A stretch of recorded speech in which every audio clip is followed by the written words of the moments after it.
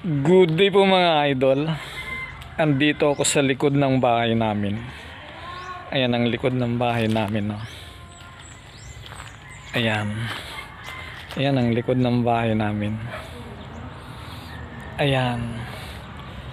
So, dahil likod ng bahay ito, meron po siyang backdoor.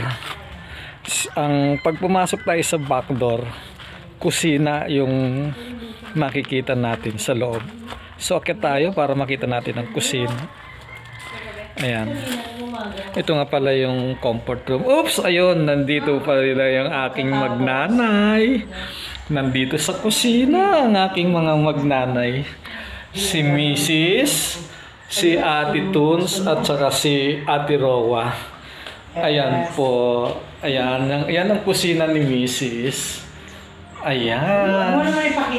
Busy po ang magnanay po. Gumagawa po sila ng suman. Yan po. Expert pong misis ko dyan sa paggawa ng suman. Ayan.